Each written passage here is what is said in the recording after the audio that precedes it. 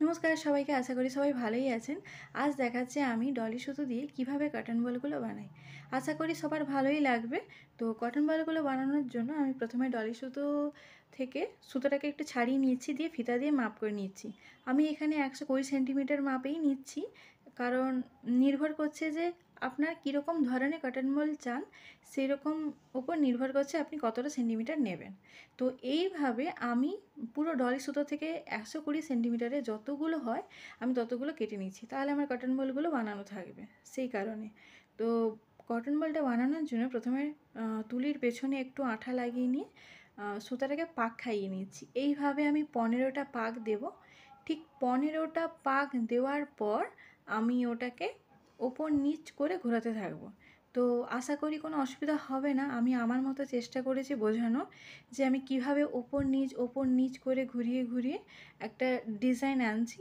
তো দেখতে থাকুন, আশা করি কোনো অসুবিধা হবে না। তো এরপরেও যদি কোনো অসুবিধা হয়ে থাকে তো অবশ্যই কমেন্ট করে জানাবেন, তাহলে এটা নিয়ে আমি আরেকটা ভিডিও করব। এভাবেই করতে থাকবো যতক্ষণ না সুতোটা শেষ হয়ে যায়, ততক্ষণ পর্যন্ত এই ওপর নিচ করেই চলতে থাকবে। এইভাবে আমি পরপর অনেকগুলো কটন বলই বানিয়ে নিয়েছি। তো এভাবে আপনারা নিজেদের মতন করে শেপ দিতেই পারেন, নির্ভর করছে ছোটো বড়োর ওপরে মাপটা এবং কোন কালার নেবেন সম্পূর্ণটা। এবারে সব জায়গাতে অল্প অল্প করে আঠা লাগিয়ে নিচ্ছি, যাতে যে কোনো পরিস্থিতিতে কখনো না খুলে যায়। সত্যি কথা বলতে আমি আঠাটাকে খুবই সেফটি হিসেবে মনে করি এবং খুবই ভালো। এইভাবে আমি পরপর অনেকগুলোই কটন বল বানিয়ে নেব এবং খুব সুন্দরভাবে পেছন থেকে উপরের দিকে টান দিলে আস্তে আস্তে করে ওটা খুলে যাবে। এইভাবে দেখুন আমি সবগুলো কালারের কটন বল বানিয়ে নিয়েছি।